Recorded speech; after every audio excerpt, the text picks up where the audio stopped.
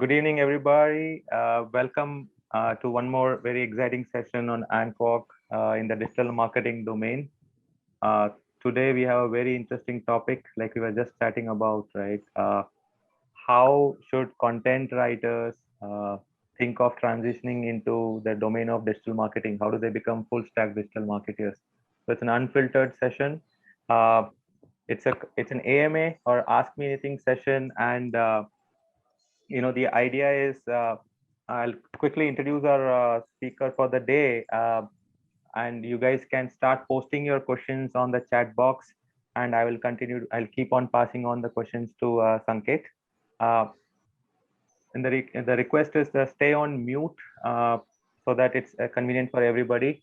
And like I said, guys, this is a session for you guys. It's an AMA session, so please keep the questions coming and we'll pick them up as many as possible. Yeah. uh, With that, let me give a very warm welcome to Sanket Nikte. Hi, Sanket. Uh, Hi Shri. Hi everyone. so let me, quickly introduce Sanket for people on the call today. Uh, Sanket is, a very seasoned digital marketer who's worked across different, sub functions within marketing, whether it's lead gen, lead nurturing, email marketing, content strategy, social media, marketing budget management, you name it, he has done it. Uh, he's had previous stints at Falconry, which is a leader in operational AI, where he was driving their, digital marketing efforts, and previously also with Cisco, where he was managing their both brand and digital engagement strategies.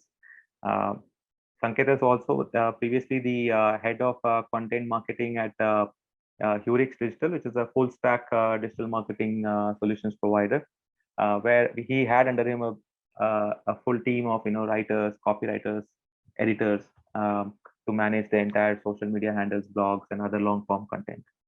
Uh, in a personal capacity, Sanket has also written several articles for Digit, which is India's #1 technology magazine, on different topics like game theory.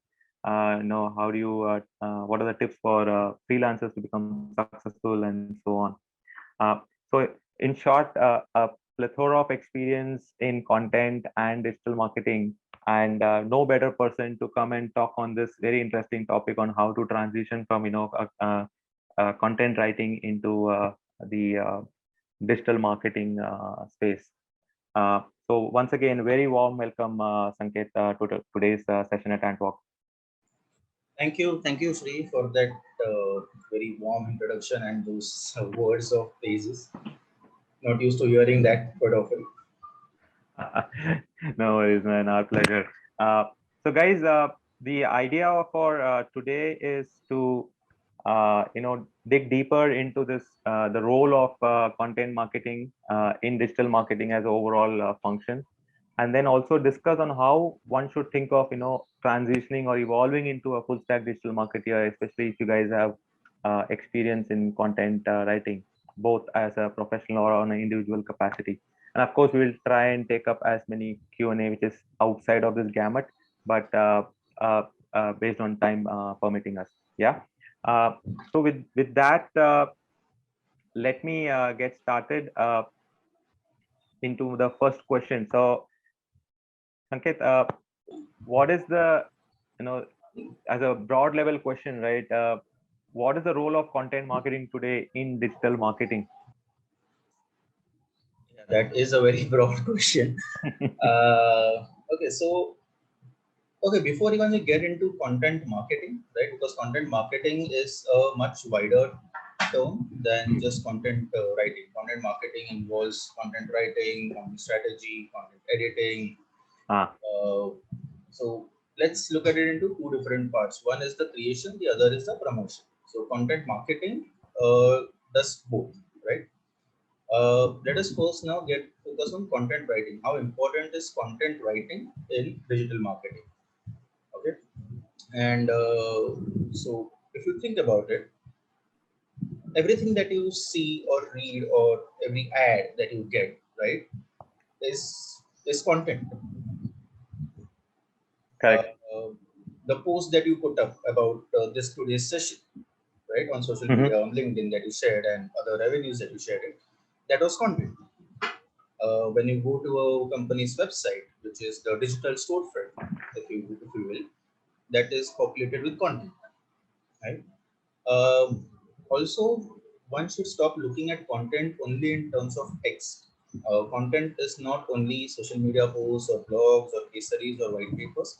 It is also other types of content. Video is also content. Mm. In the sense, you have to have a script, you need to have a storyboard, you need to know what you're going to show. That also is content, and that also is where content writing comes into picture in terms of the scripting, in terms of the idea. So, okay, also let me clarify, when I say content writing, I do mean content writing and copywriting at the same time. I'm just not repeating the word copywriting every time. But when I say content writing for this purpose, I do mean both of them. If Got it. I ever need to segregate, I will mention it specifically at that time. Okay. Done. So all of that has content writing. So one can create a Google ad, one can create the campaign. So you have the PPC experts who will run those campaigns. But the content creator has to give the copy for it, has to write the text for it, right? That is also a very important part of it. So I think that tells you how important content writing is for digital marketing. I would say that any good digital marketer to be successful and to climb up the ladder has to get a basic grasp of content writing and content editing. Even if they don't get a good grasp of content writing, they should at least get a good grasp of content editing. Again, I mean content editing and copy editing, because eventually the person sitting at the top, right, even if the say the head of digital marketing or the CMO, right, it's eventually they are accountable, they are responsible for everything that goes on, even if it's something on an ad, even if it is something on a blog, if it's a cross post, it's a guest post, whatever, right? So they should have the basic skills to be able to edit it and ensure that the right message, the right tone is going out. Hmm. And I think that encapsulates what I think how important content writing is in digital marketing. That should give you a fair idea of how important content marketing will also be in digital marketing, Correct. right? Got it. Got it. And if you had to, so speaking about this, the element of content writing itself, right? So what skills should one develop while they start writing this content, and other elements of skills that one should focus on to play a larger role within digital marketing? Right. Okay, let's break down the question. So first is what skill should one develop for content writing, right? To being a good content creator. Also, now let's start moving away from just saying content writing, but let's say content creators, because Mm-hmm. somebody who's creating an infographic, somebody who's creating a video or working on that, they're also content creators, right? Agreed. So Agreed. a video editor or a video creator is also very important in today's social media, right? Hmm. If you know, I'm sure you know that around video is the biggest. I forgot the exact statistic, the exact percentage, but it sees certain percentage of conversions and views that are much higher than any other type of content, Hmm. right? So, and somebody who's focusing on videos, creating videos, can also aspire and can also become the head of digital marketing and learn the other aspects of digital marketing and grow in that sense, right? So let us be more inclusive and talk about content creators and just content writers. Makes perfect sense. Yeah. Okay. So as a content creator, okay, I will not go into the technical skills of it at this point. Technical skills in the sense of having good grammar, good grasp of the language, and technical skills in terms of for video and the tools that you're using and everything. So not going into that, but I think on a broader sense, the skills that every content creator should develop is the ability to research quickly, and distill and analyze quickly based on it. Because today you might have joined a AI company, right? Even AI is also a very broad topic.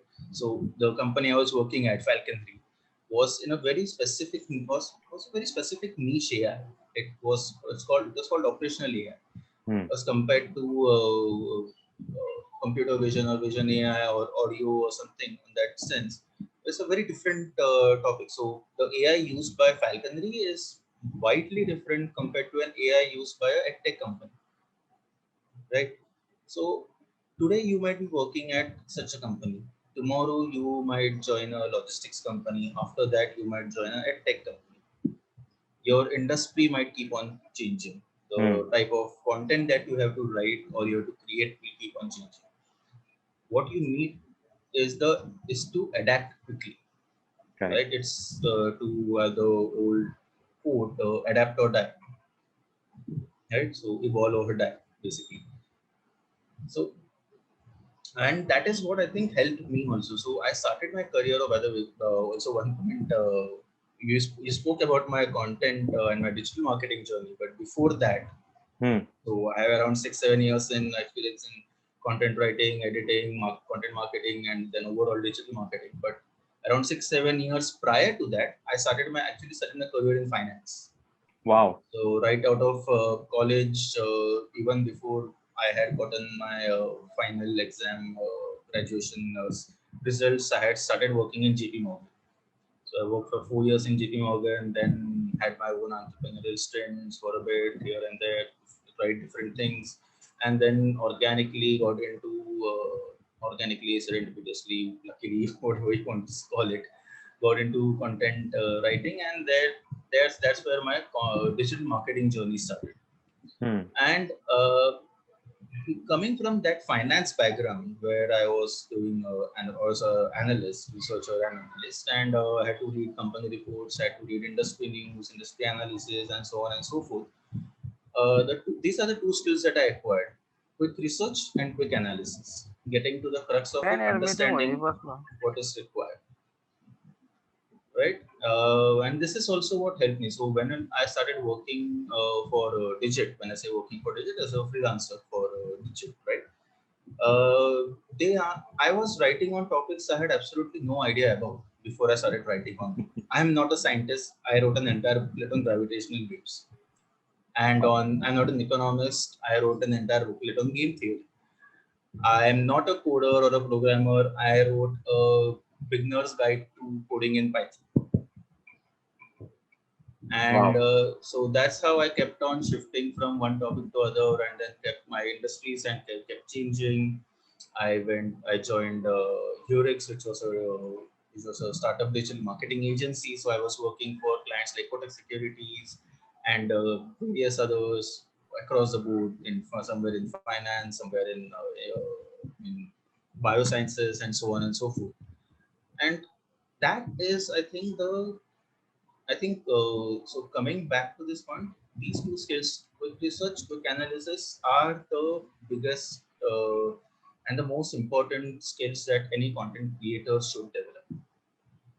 I mean, I can't tell you how you can develop them. The only way I can see is that you have to keep on practicing. So keep churning out content on different topics in different areas. You might have a blog post that is on a particular niche. So I'm not saying, or you might have a video feed that is talking about a particular niche. I'm not saying that, okay, post it there. But if in case you want to just focus on that one niche and grow on that, then fine. Then you focus only on that niche and be researching more on that. But if you're looking to have a wider career, or you think that you might have a wider career, then just start experimenting. Maybe you don't need to post it anywhere. Just do it for yourself, but do it. Just keep on practicing. Well said. Well said. In fact, there are some questions here, right? Like for example, Ranu is asking, how do you get better clients for content writing? And then Malay is asking, how do you get recruiters to consider when you don't have a history of employment in great and famous brands? Okay, so which question do we take first? So I think the first question from Ranu is to, I guess Ranu is already within content writing space, and she wants to know, how do you attract better clients? Okay, so the question is how to attract better clients. Hmm. Okay, honestly speaking, I'm a very bad person to answer that particular question, Ranu, sorry to say, simply because you can say that I have been lucky in my career in this aspect. So when I started content writing, my Digit was my first ever client, and that, as I said, it happened organically. I did not set out to acquire them. I knew the editor of Digit magazine, and he knew my background, and he asked me if I would write this particular article, and I said, why not? We'll give it a try. I've been a bibliophile all my life. Let's see how good I am at writing also. And so that's how Digit happened. And for a long period of time, Digit was my only client. And then as I started branching out, I was basically networking. I went about it. You can say the old-fashioned way. I got a few referrals from Digit. People saw that on my LinkedIn profile. They saw that I'm a writer for Digit, so they approached me. I was attending networking sessions. Right, we used to have physical networking sessions in those days. So I used to attend those networking sessions. I tied up with different agencies. I told them that why don't you outsource your content writing work to me, and I will do it. So I did not acquire direct clients most of the time. Rather, my clients were referred to me by these agencies, and also through word of mouth and referrals of existing clients. Hmm. And in terms of how to attract better clientele, uh, so which is why I said I'm a very bad person because I had a very different journey. I did not create a blog to market myself. I still don't have a blog to market myself. Even if you look at my LinkedIn profile, I don't post too often on my personal page. My Instagram, my Facebook are almost non-existent. So I'm a digital marketer who does not have too much of a social media footprint.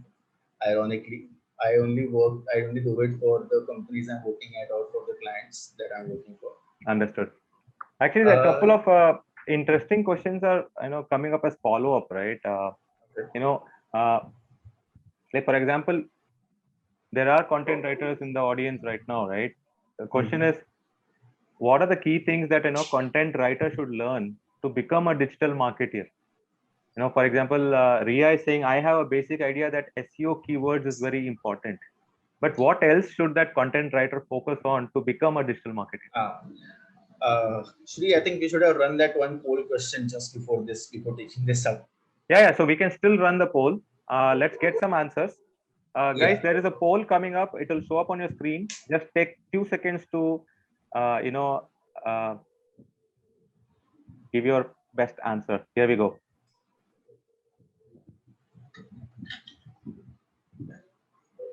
What is the next avenue of digital marketing a content writer should look at? SEO, email marketing, social media marketing.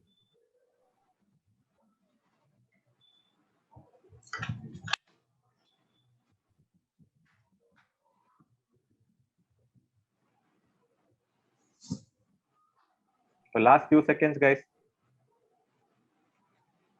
Interesting responses, Shri. Yes. And the bar is changing every second, literally. Yeah. Last 5 seconds, guys. Then we'll see the results. All right. Here we go. All right. So social media marketing is the winner with 48% saying that is the next avenue you should look at, followed by SEO at 37%, and email marketing with a newly 15%, which are email marketing. Don't discount email marketing, guys. It's very important. Okay, so the question was, which is the next avenue you should look at from content writing to get into digital marketing? Correct? That was the question. Actually. Correct. And I'm sorry, what was the questioner's name? Sorry? Who asked the question? What was his or her name? Ria. Okay, Ria. So, and you said you think it's SEO and keyword are the more important things, important Correct. parts, right? Okay, Ria, I think you are going about this the wrong way, honestly. Okay, I'm very sorry. The doorbell just rang. I'm alone at home. I will have to answer the door. Who's of doing this virtually? Please excuse me for 1 second. Sure. No worries. Guys, in the meanwhile, there's another poll on your way till Sanket comes back. Uh, this is more to know about the audience. So take a few seconds and then we can know, what kind of folks do we have on the session today. Oh, we have quite a few people who are not content writers also. Wow. That's right. Yes.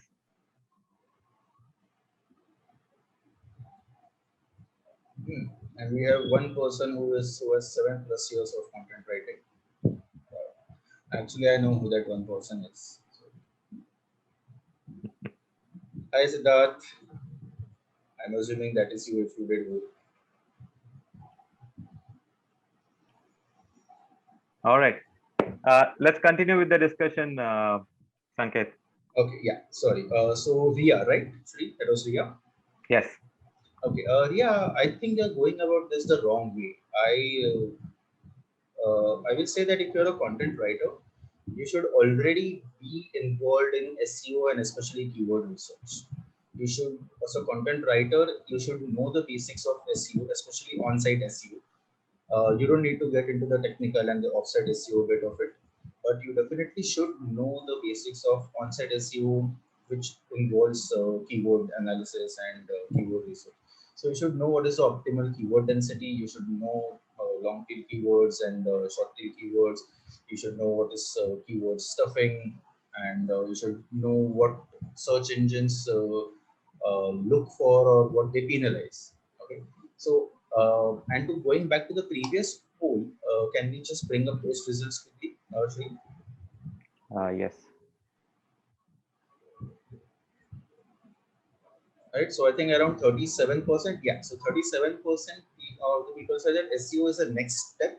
If you're talking about SEO in the sense of the all-encompassing SEO, that includes technical SEO and offsite SEO, which is also talking about backlinks and so on and so forth, then yes, then that could be one event. But if to go back to Ria's question, Ria, if you do not already have that particular knowledge, I suggest that you quickly start doing research, start reading a blog, start watching videos, or if even needed, sign up for a few courses.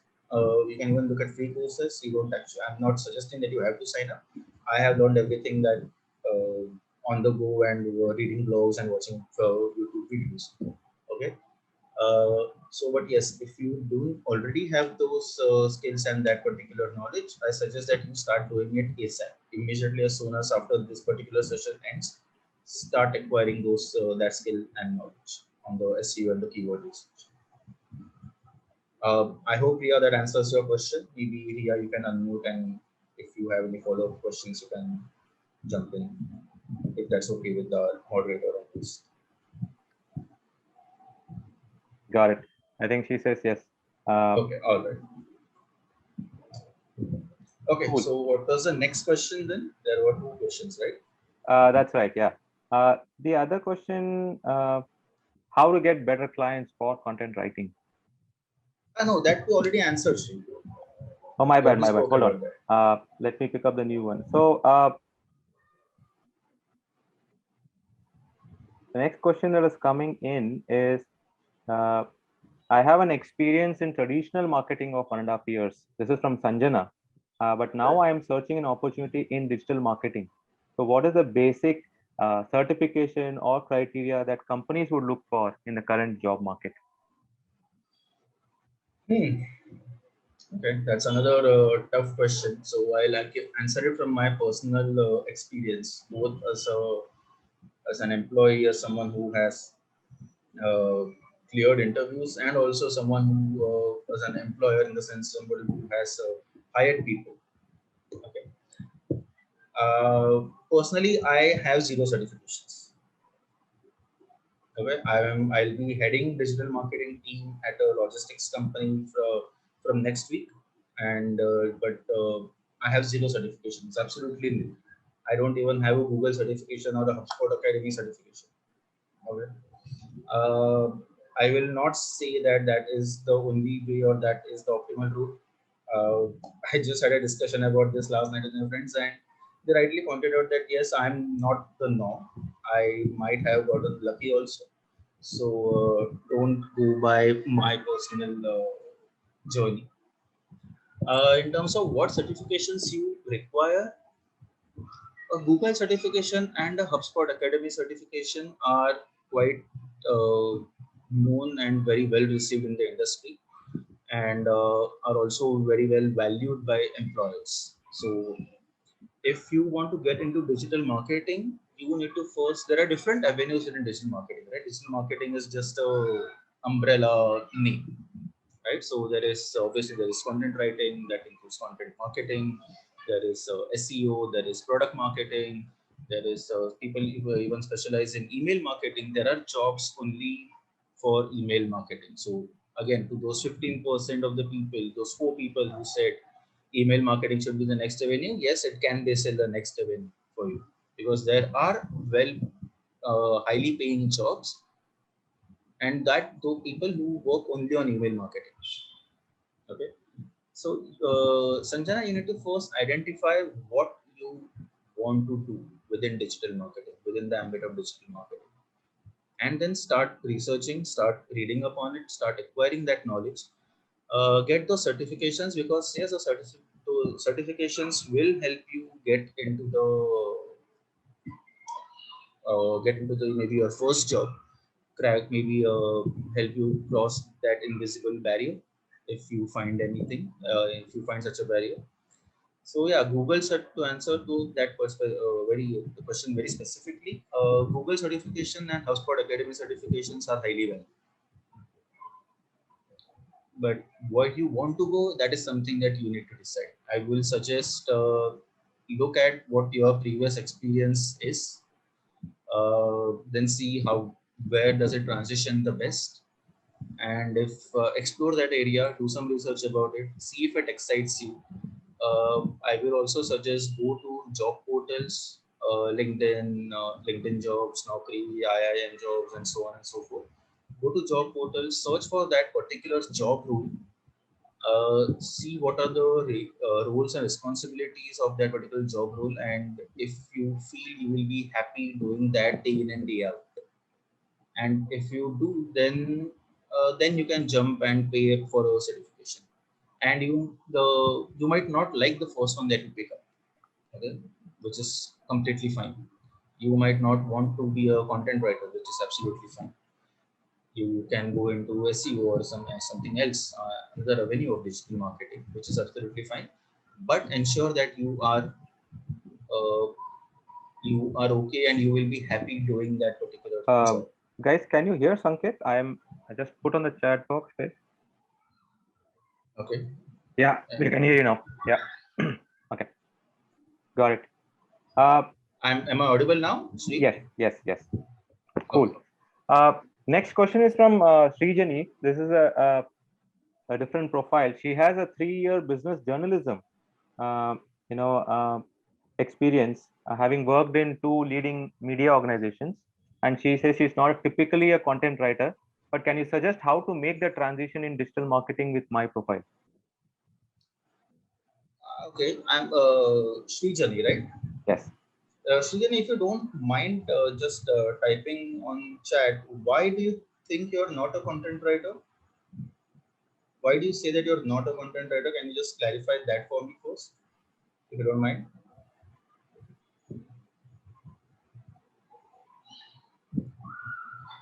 Srijani, you can unmute yourself as well. Yeah, please. All right, I think she's not at her desk. That's fine. Okay. We'll come back to her. No worries. Got it. All right. So There are a couple of basic questions that are coming up, right? In sense, Hemant is asking, what is the difference between copywriting and content writing? okay. Okay, for me, I personally say that copywriting is kind of a subset of content writing, but there are two stark differences, and the difference is mostly in intent. Okay. Some people also say the difference also is in the number of words that you're writing. So some people say that if you're writing on social media, then that's a copy. Whereas if you're writing on a website, if you're so basically a social media post is copywriting. Anything that is non-social media is content writing. That's also one way people distinguish. But the more generally accepted definition is in terms of intent.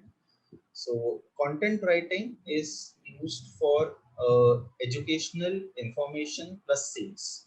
So when you write a blog, right, on a company website, the blog will have a basic message of educating the client, or it will be basic message. The basic message will be providing information to the client, and the sales part of it will be more subtle, right? So you will not be directly saying that okay, buy, or use this product, you need this service. That is not what you will be typically saying in a blog.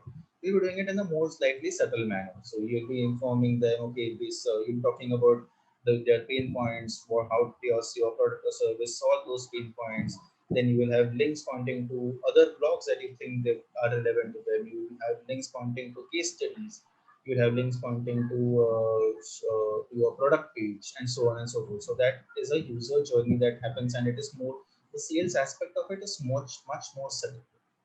Copy is something that has been around for ages and ages and decades since the birth of marketing. Copy is completely sales oriented.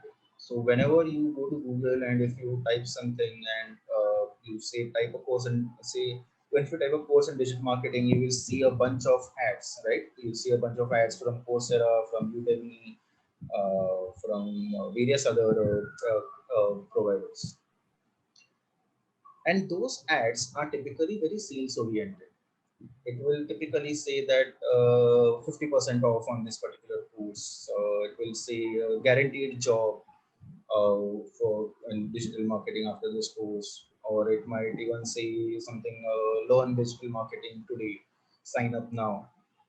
If you see that the intent, all of it is driving you to take a very specific action, which is to buy that particular product or service, and that is copywriting. So content writing is more towards education and information with a very subtle sales message.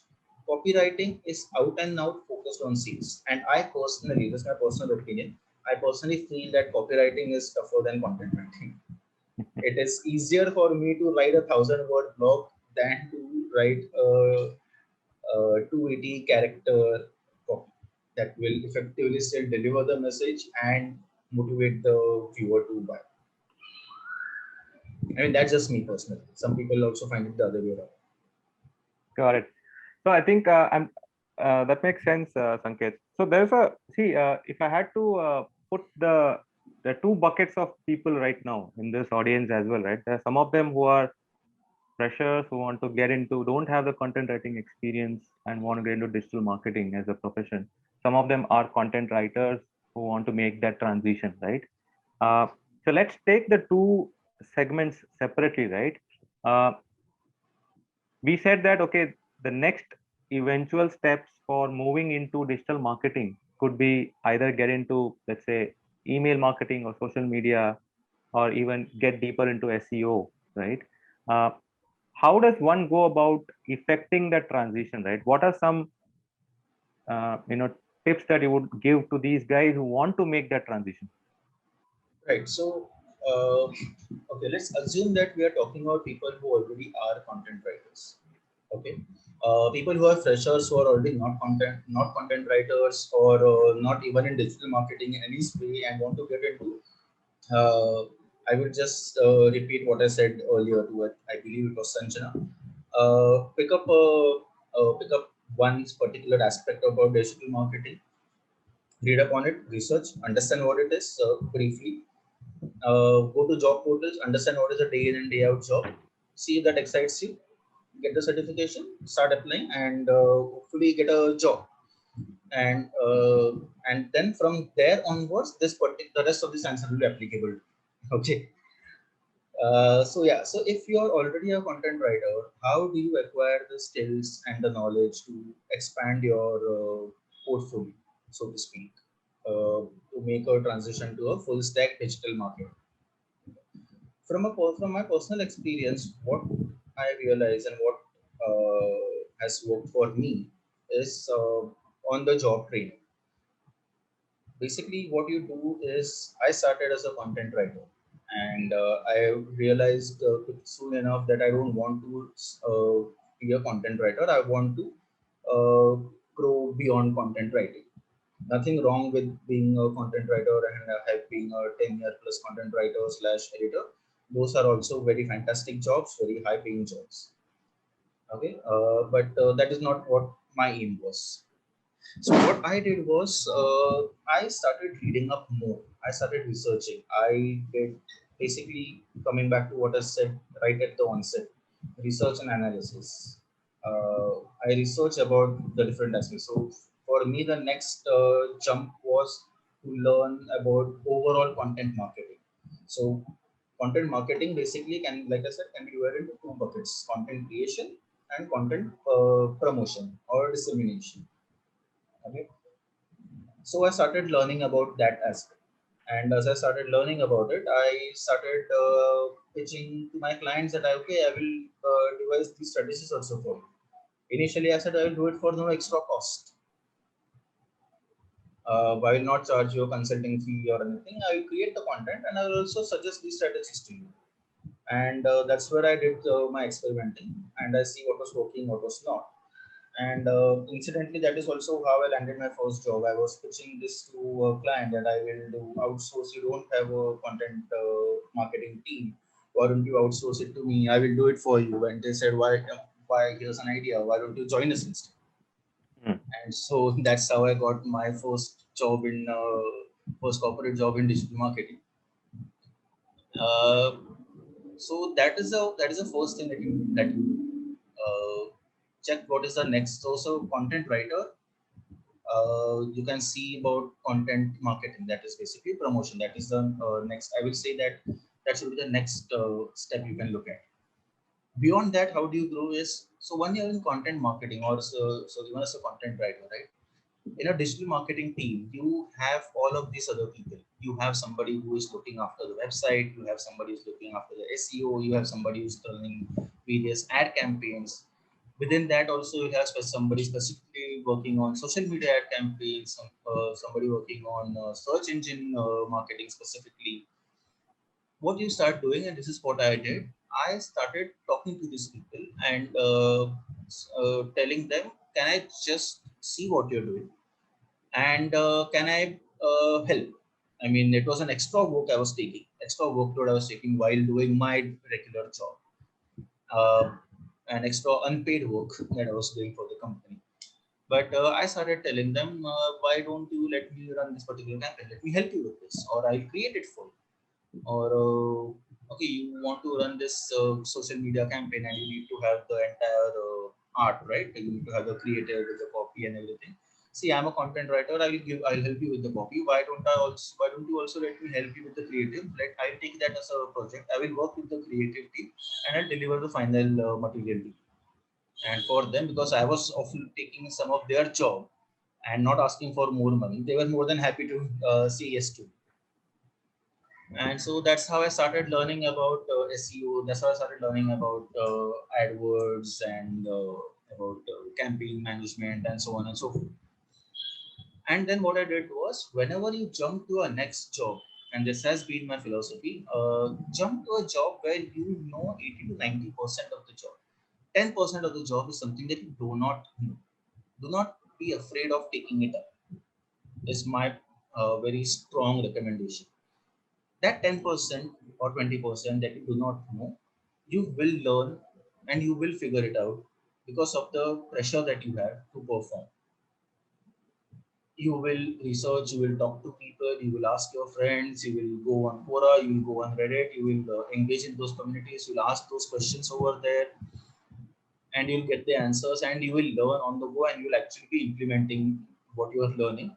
And that is the best way that it will always stick with you for life. Hmm. Also, a discussion we had last night, a very long discussion around imposter syndrome. If you take up a job where you don't know 10 to 20% of the job, you suffer from imposter syndrome?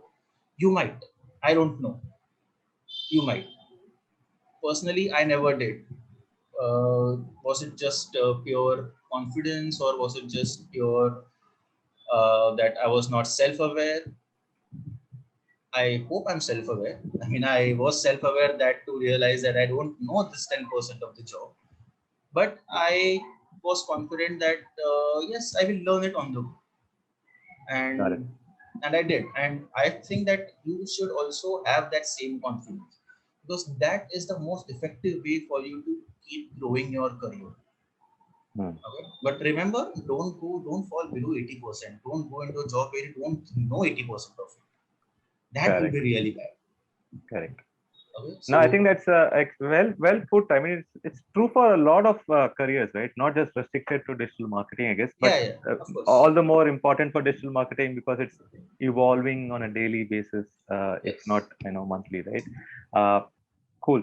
One question from Rutuja is, right, within the content creation part, right? So today, content creation in terms of videos and images are getting a lot more monetary support over written content. Under such circumstances, how do freelance writers survive? Okay.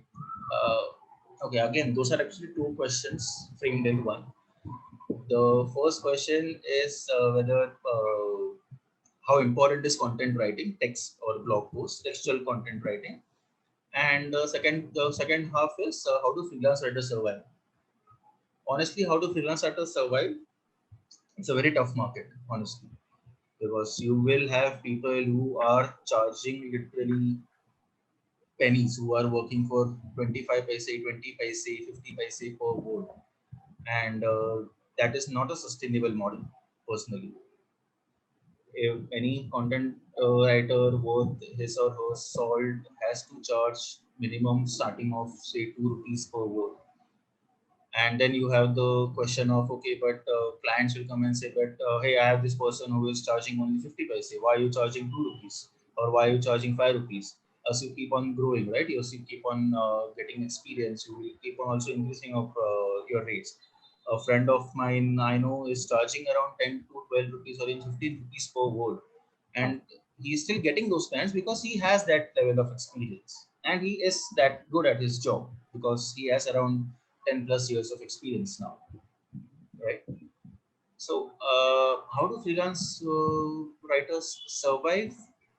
Just have a portfolio, keep make a portfolio. You have all of these free portfolio hosting sites also. There's Content Leaks, which is one that I used to use earlier. uh, have a portfolio, keep updating your portfolio, use LinkedIn, ensure that your content and your skills and your experience can be seen, and you have that justification of why you are charging what you are charging. Okay, that is how you can survive. And now to unpack the first question, which is the more loaded question, that videos and infographics get more monetary support. What was her name? I'm sorry, I forgot. I'm very bad with names. Rituja. Rituja, if you go to any website, forget the e-commerce portals, okay? But if you go to any website, pick up any tech company, pick up any AI company, pick up any logistics or publication or anything, they all what do you see on the website? You do not just see videos and infographics. You see a lot of text content.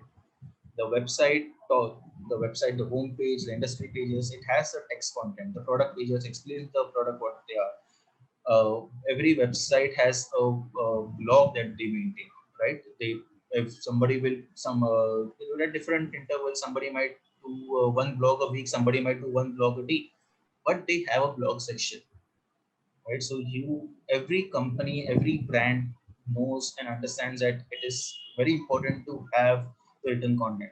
Email marketing, one of the biggest lead generation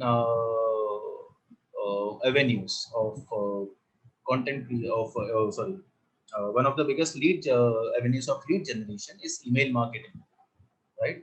In the B2B space, I'm not talking about B2C. In the B2B space, that is pure content, right? You can, yes, you can have a creative on it on something, but it is majorly still you will have a lot of content. Newsletters, company are sending out newsletters that is for brand retention and for upselling, cross selling. You're using all of this for different purposes, and all of this requires content.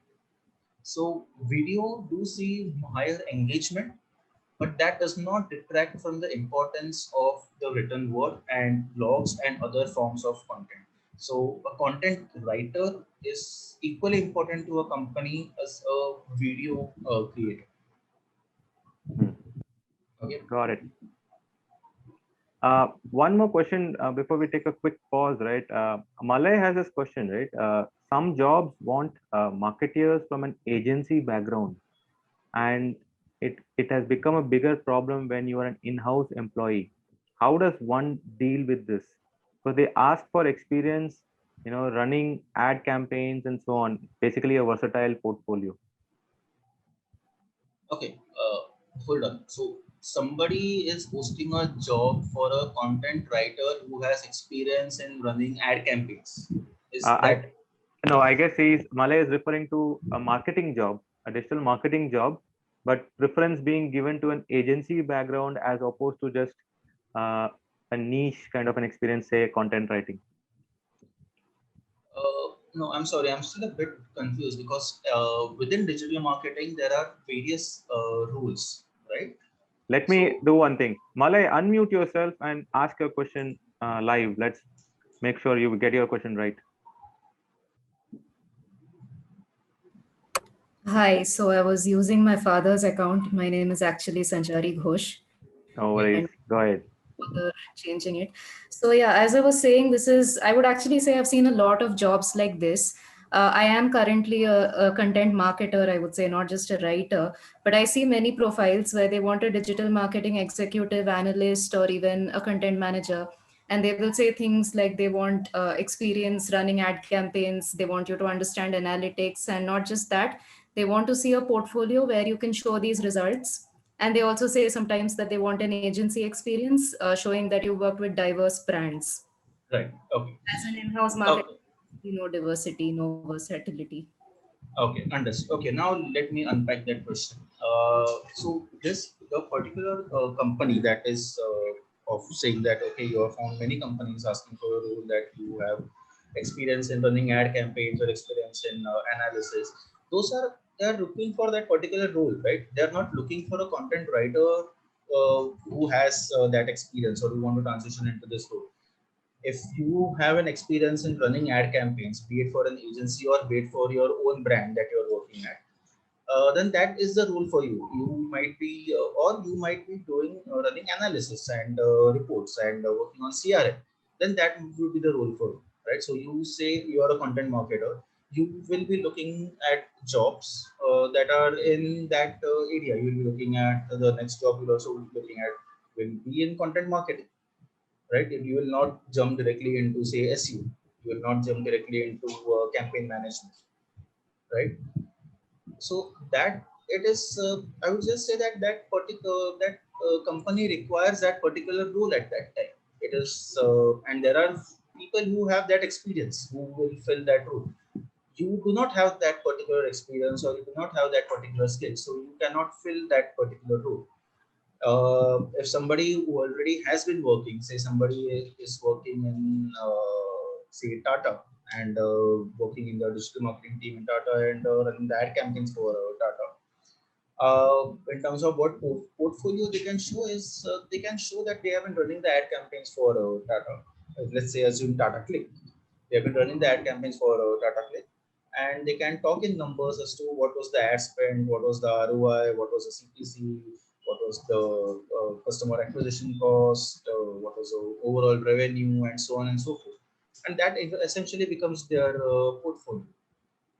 Now, in terms of some roles and some companies saying that they specifically want people from who have worked in an agency. Yes, there are agencies definitely prefer to hire people who have worked in an agency rather than who have worked in a brand. Just 1 second, sorry. My dog was constantly banging the door. She wanted to come in. Okay. So yeah, agency is typically preferred because agency culture is quite different from a corporate, from working on the brand side of it, right, on the client side. And some clients who ask for agency experience is a couple of reasons. Let's say a few reasons, not just a couple. They would have a similar culture wherein so agency culture is typically that you have to put in much longer hours than you would at a client side. But on the benefit that you are working on a diverse range of clients and diverse industries and products.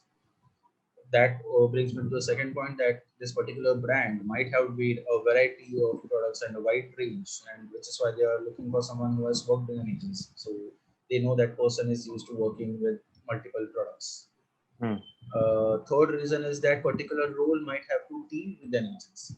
So if you have been working in an agency, you would know what happens behind the scenes, and it might get easier for you to deal with the agency, right? Because many companies, they do that.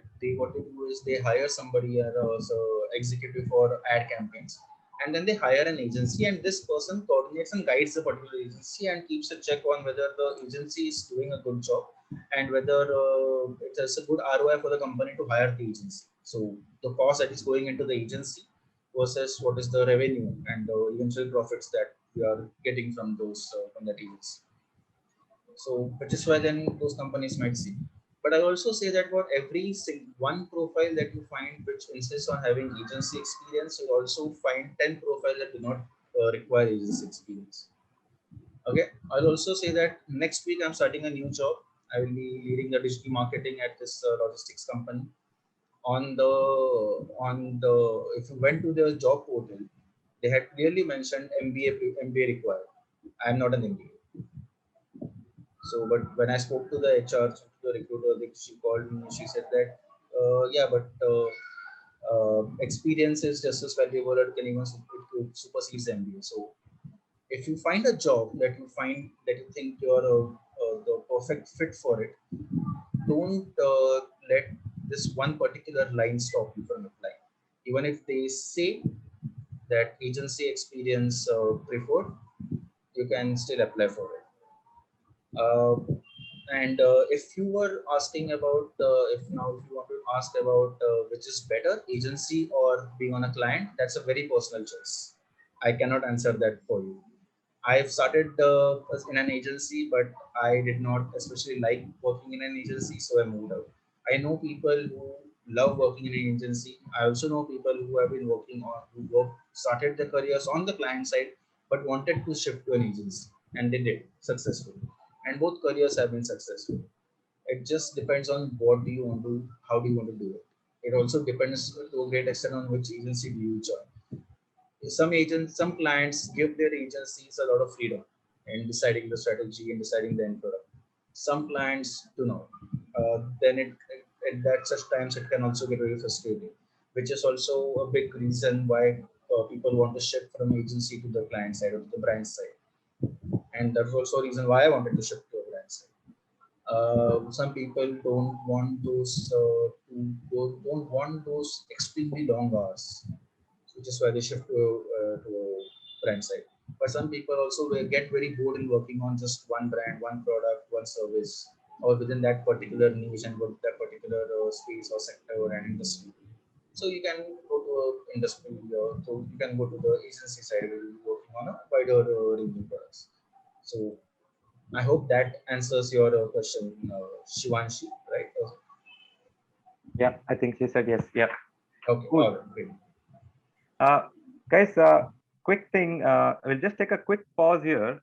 While you guys post your last set of questions, I also wanted to take this opportunity to introduce you guys to what Antwerp is doing as a platform, right?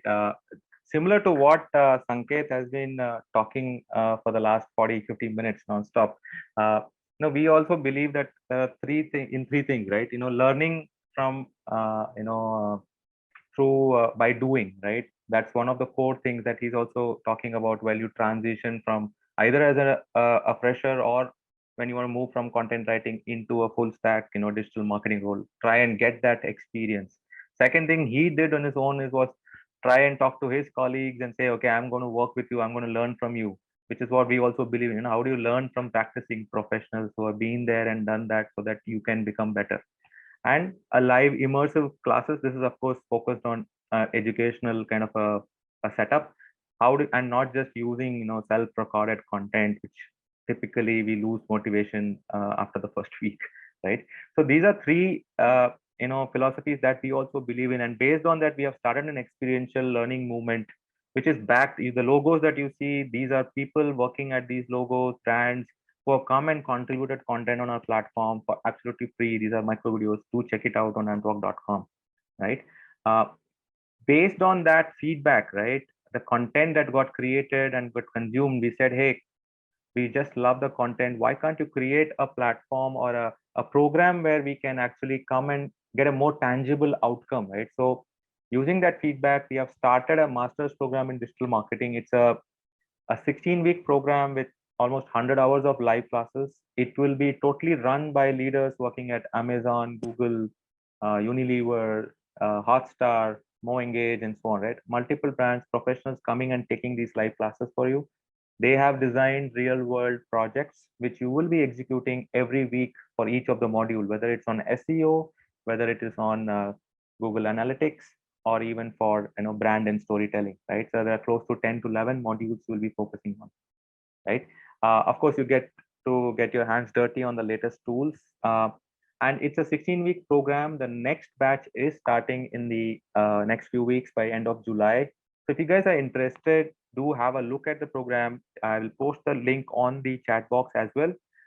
For folks who are interested and who are really interested in moving into a more full stack digital marketing program, this is a program that I'm sure you can go and check out other platforms, other programs as well. Can guarantee you will not find a similar kind of training quality that you will get on our platform.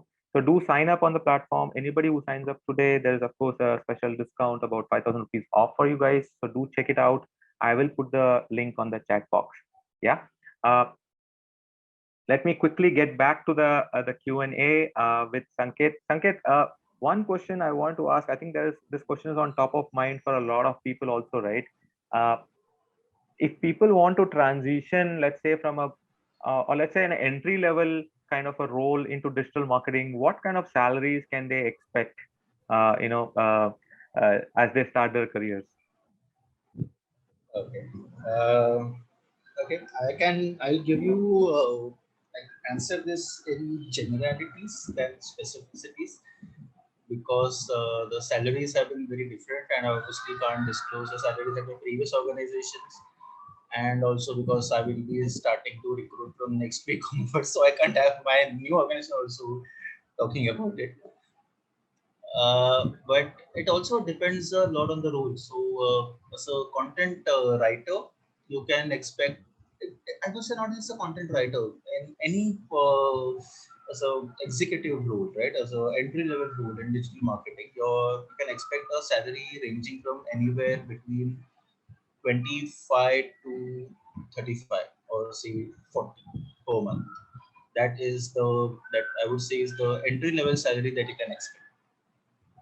And then also a lot depends on how you position yourself, how the interview goes, your skill set, how can you convince the recruiters, and so on and so forth, and how will you negotiate and everything. But I would say in more general terms, it will be between 25 to 40.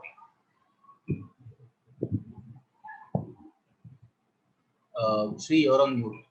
Yeah. And how should people think of when they are moving from, let's say, a content writing or a content kind of a role into the digital marketing profession, a full stack role? Okay. So, to get to a full stack role, you will be much higher up the chain. You will be near or the head of digital marketing. So, you might by that point, you might not have actually worked on everything practically yourself. You might not have being a SEO specialist, you might not actually run campaigns yourself or something, but you would have a working knowledge of everything, right? And so that is a full stack digital marketing. And those salaries are quite higher, and they differ from company to company, and also because it's India, wherein we do not only look at salaries in terms of how much should be paid for this particular role, but rather we apply a simple equation of this was your X salary, previous salary was X, so we will add a 20%, 25%, 30% on top of it, and this will be a new salary Y. So it which is, and that's how it progresses in India, unfortunately. I've Got been it. trying to fight that personally as far as I can, but yeah, not much luck there. Got it. Got it. Perfect. Yeah. I mean, I think. Shri, actually, I have gotten a few direct messages for Oh, sure. questions. If you Please don't mind, I can just quickly take them up. do. Please do. Okay, the first question that I got was, what can I suggest specifically to read up for starting into digital marketing? Moz, M-O-Z. That's a very fantastic blog that talks about digital marketing. There are several podcasts. HubSpot, the other one, HubSpot, Salesforce, their blogs, they provide a lot of good content that breaks down various aspects and steps about digital marketing and what you need to learn. Okay, so I will specifically say look at HubSpot, look at Moz, look at Google Academy also, look at Salesforce and other CRM. These people they put up a lot of content about digital marketing.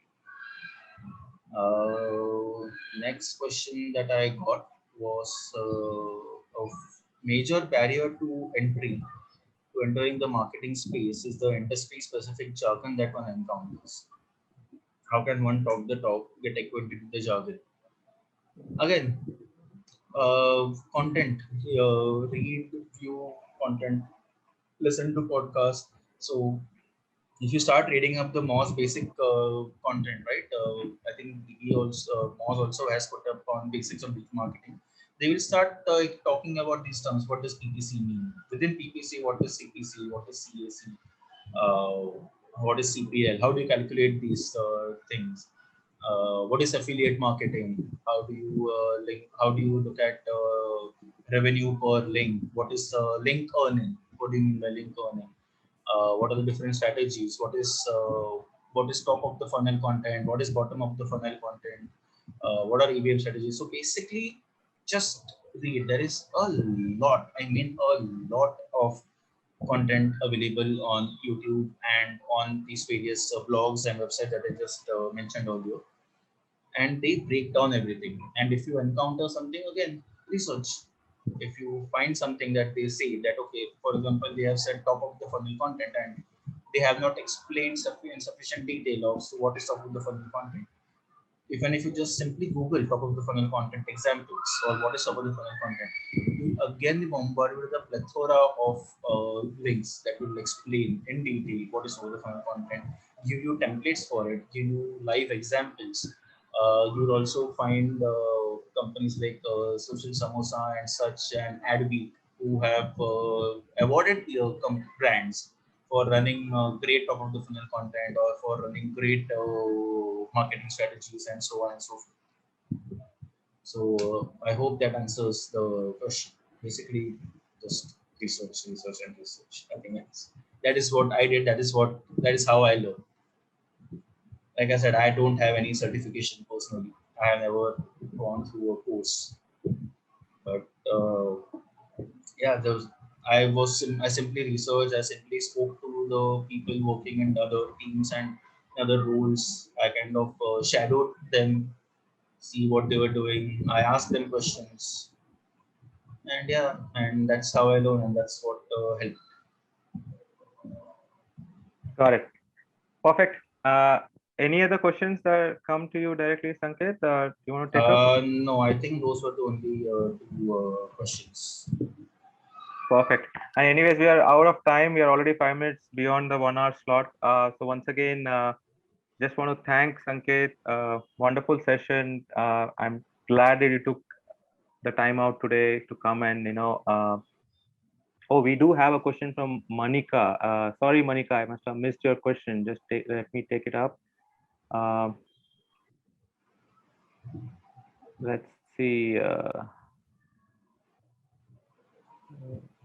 Manika says, I write quotes on different topics. It is also part of content writing. If not, how can I become a content writer? So you are writing posts on different topics. So writing on social media, right? No, quotes. Quotes. Yeah. Quotes on different topics. I mean, what do you mean by writing quotes on different topics? But yeah, it is. I would say that it is a first step. It is a step in content writing. So if you're writing just quotes, then maybe you would be more suited for copywriting than long form content writing. I would suggest try your hand at copywriting, and then eventually copy editing, and then content marketing, and then from content marketing, then you can go into the further aspects and climb the ladder there. But if you're writing quotes, you already have a skill and the mindset to write in to deliver a high impact message in short words, in short number of words. So copywriting is something I suggest you should look at rather than content writing. Got it. One last question, Sanket from Banu is saying, is 10+2 education eligible or graduation is a must to start a career in content marketing or digital marketing? And personally, I will say 10 plus 2 is enough. But unfortunately, what you also face that with a 10 plus 2 career, most companies and most recruiters and most HR will reject your resume. So how it works in a big company, right, is the resume goes to the HR. If the company is big enough, they might have a HRM system that will just look at keywords and analyze it on the back end, and then recommend certain resumes to the recruiter. And that is where your resume might probably get rejected. So it might not even reach the hiring manager, honestly speaking. If you can get in directly in touch with the hiring manager or through LinkedIn or any other means, and then you can convince them to give you a chance, then yes, then you stand a chance. But you will have a much tougher job of it than somebody who is a graduate. And that is, and not forget just 10 plus 2, even graduates compared to postgraduates, right? Even a graduate compared to an MBA, people, like I said earlier, people, companies see that they want an MBA. So that's also where many graduate profiles are rejected, because you don't have an MBA, even though you might have the experience or you might have the skills and expertise and knowledge, but because you're not an MBA, your resume gets rejected. That is the unfortunate reality of it. So I would recommend that you do complete your graduation. But while you're completing your graduation, start picking up freelance work in whatever avenue. That will put you miles ahead when you step out as a graduate. And that will you will not be considered as a fresher in digital marketing, but also already someone who has certain years of experience. Perfect. Great. Thanks again. Sorry, Shri, I got one last question. Got it. Go ahead. If you have the time, please. Yes.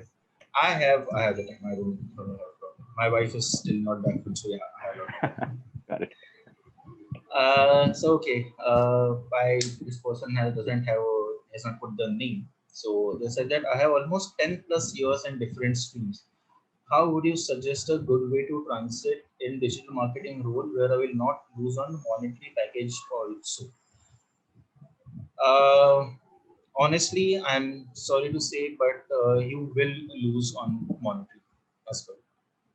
That simply because if you're a program, say, I don't know what your current profession is. Okay, say you have 10 plus years in programming.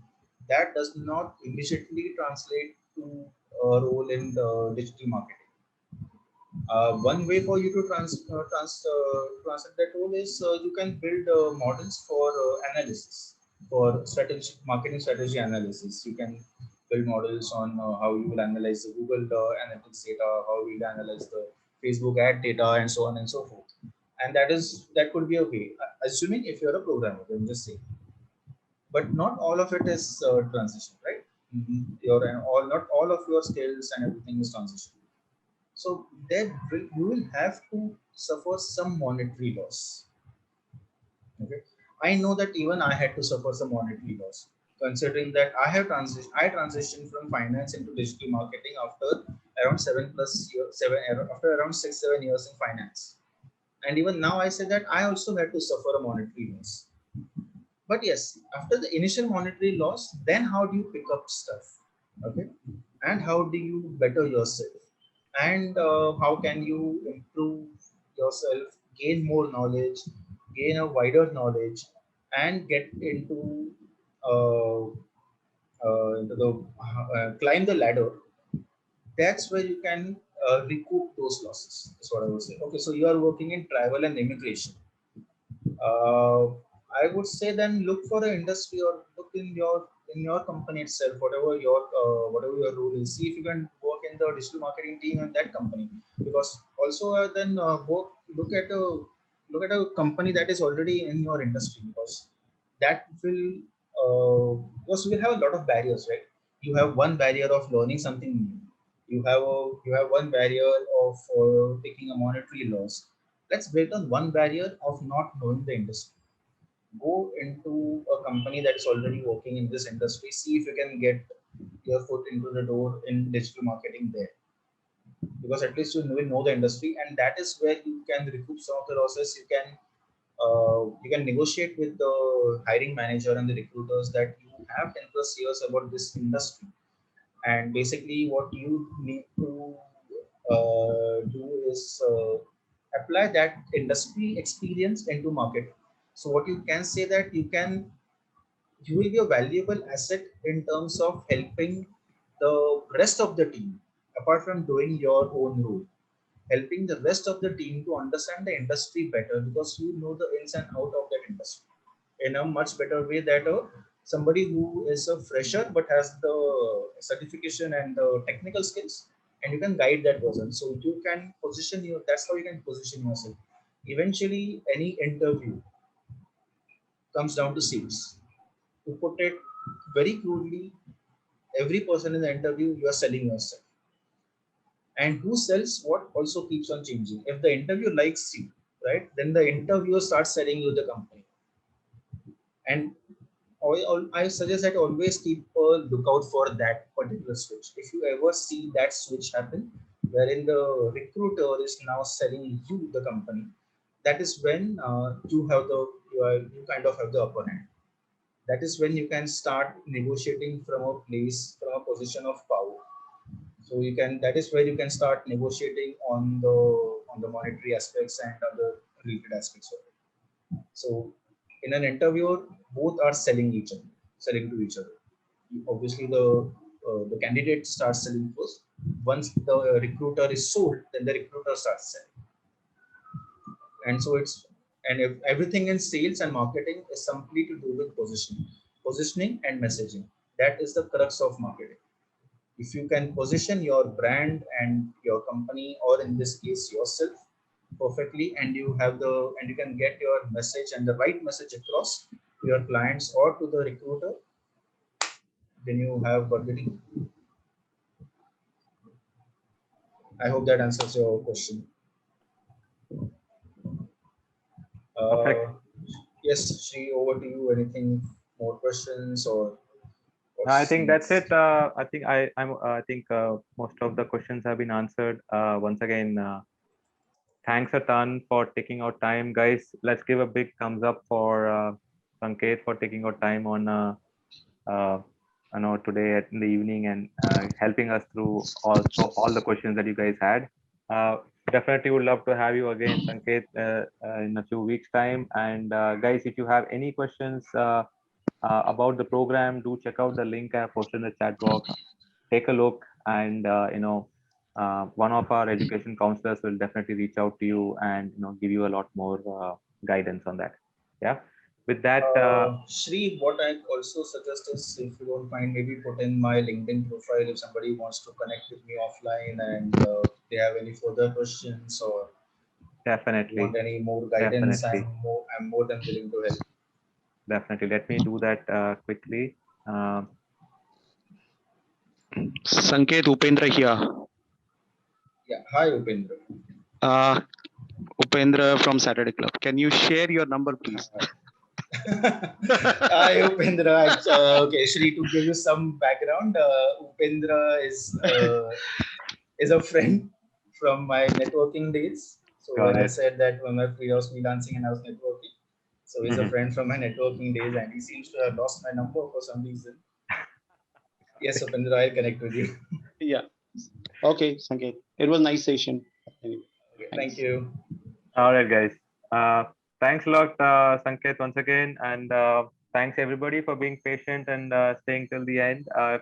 And we will be back with more interesting sessions in the coming week as well. Check us out on antwalk.com. We have the next set of events coming up. Do register for them as well. Yep. Thank you. Thanks, Sanket. Thank you. Thank you, everyone, for your patience and hearing me out. Bye.